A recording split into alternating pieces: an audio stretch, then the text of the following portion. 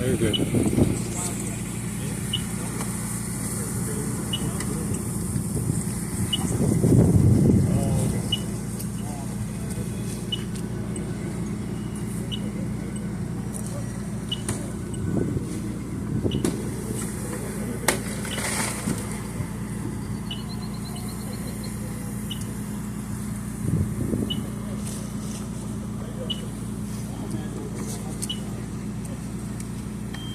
But with what we have going on here, the point of this is it's manageable. This do-nothing approach is asinine, right? Do nothing. What are we getting out of doing nothing? What are we getting out of learning to do nothing? Apathy, right? I don't think any of us got into the fire service to do nothing, to not learn more, to not do our job better, right? Sorry. To not do our job better, to learn something. This is still a fire. It's still manageable, right? We'll tip it up and show you that you don't have to burn it for hours. It will if you let it, but you don't have to burn it for hours. And the other side of it is, how long are you going to let this stuff off gas uncontrolled in your neighbor's houses or into a public space, or insert anything you don't want this problem into, right? Everything that I've sort of described to you as danger. We can manage the danger. And at the end of this, we can manage and protect our protective clothing.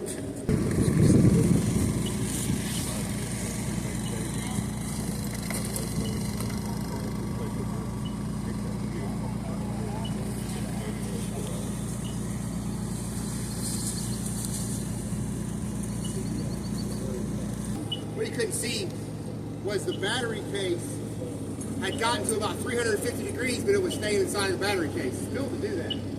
I don't know how much we used, but it wasn't much. It was maxed out the cameras, well, both cameras. Our cameras maxed out at 1225, and it has a little greater than 1225 symbol. We went down to 120, and that's it. The whole car was 95 degrees when we stopped blowing water. The charging port, right? All we did with the Pearson nozzle. You can do this. You can do this if you select an area, or you can do this if you see the damage. We put the water back into the case. The case only holds maybe 10 or so gallons of liquid. We put it in there to cool it off. Reaction's over. We'll tip the car up and take it out in just a minute. But as far as the efficiency of it, I kind of agree with the assistant chief of Boston. He's like, man, you guys may talk a lot about lithium batteries, but holy shit, you put a car fire out with about 20 gallons of water. We did. So we were flowing that 1-inch whip line off of the front tree, pipe 6 inches up there, and put the fire out, right? You can use it with any nozzle you want, right? It still works. I think we proved the point, at least the thermal side, efficiently this way. If you notice that odor, that's the electrolyte. You're smelling the electrolyte burning.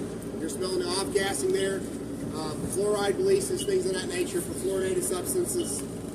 Everybody understands PFAS. Right, we hear about it in the news. Have you been exposed to firefighting foam? Yeah, seriously, no kidding, right? But as far as what that is, there's a lot being produced here as far as the chemical reaction side, and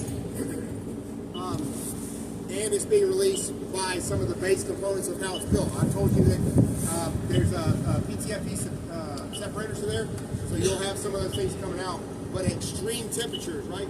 The gas is coming out of that. I couldn't see anything in the back of the car. I saw a vent about this big, and in the bottom, I could see the seam where the cables went. You could follow the cables because they had conducted heat into the cable base, and you could see the heat of the seam of the battery. It's very easy to see. I couldn't see anything up here with a temperature, but I could see around the charging port where it had translated heat up into that little open space above the battery case where the cables go down into it to charge the main battery pack. So that's some of what you can see. Again, like I said, we'll share those, but it's the telltale signs of something different. I'm not going to tell you it's going to be the same thing every time. I'm not going to tell you this is what you're going to see every time. With all the little batteries that I've burned, this is the 13th vehicle that we've done since October of last year. All of our videos are very different, right? And most of the same videos, right? Most of the same vehicles. This has about 8 pounds of powder in it, right? It's the same plastic, it's the same kind of jug, just different shape as foam. Put it up top in the crow's nest or wherever you keep the foam, right? And you can mix.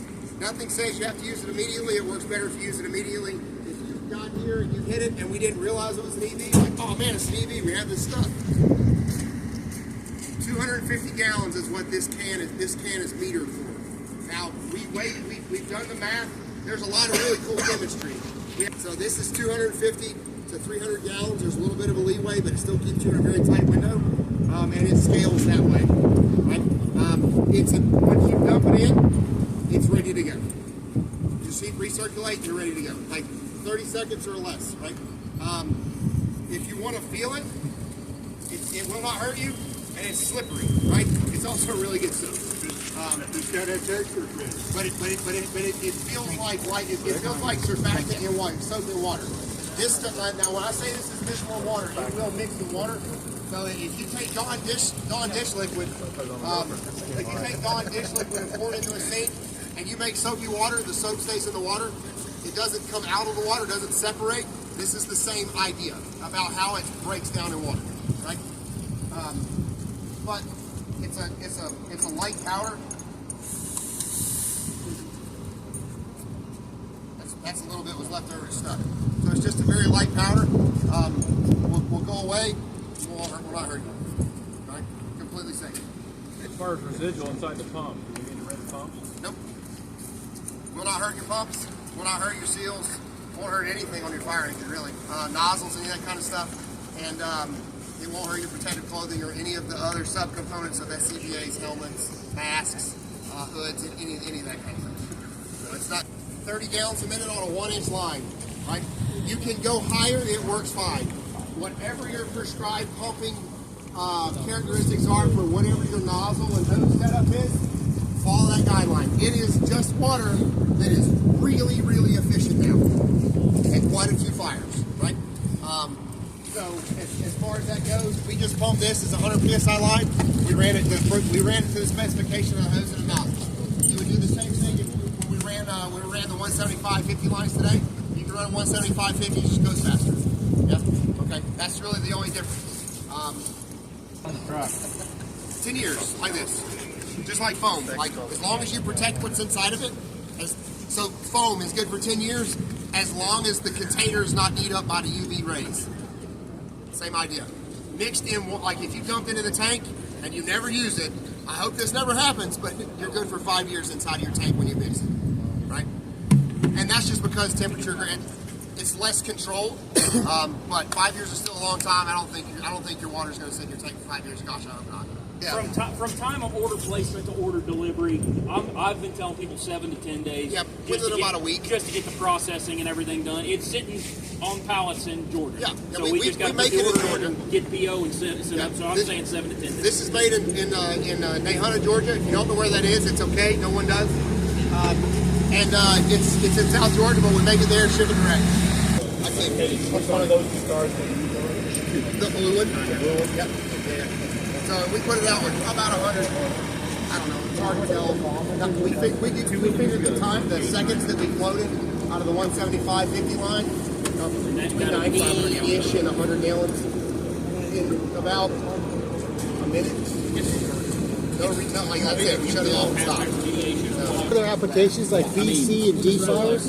So this is water-based. C, right? Nothing, you know, unless you're talking halotron or non-conductive powders, or chemicals, I'm sorry, not powders, chemicals. As far as defires, yes. As far as pyrophoric metals, so like if you have a nuclear fission facility with heavy-duty pyrophoric metals, yes. If you're talking large quantities of Class B fires, no. The quantities that would be in a car fire, yes. What about magnesium? Yeah, works fine. Quicker than water. Still a water-based solution. Magnesium burns between 8,300 and 10,000 degrees. Depending on, you know, think about USAR torches. You drive with oxygen, they burn at like 97, 9,800 degrees. Enough to fracture concrete, so you know you can still handle it, but it's out immediately. Yeah. Less spalling, you know, it's more controllable that way. But as far as manufacturing, like I was talking to one of the guys here, maybe one of the Caterpillar folks, you know, we have a Kubota plant in my town, and they have metals fires all the time. This works really, really well with metals fires too, because it's an immediate kind of a thing. It's pulling the energy out of that, spalling, the heat release.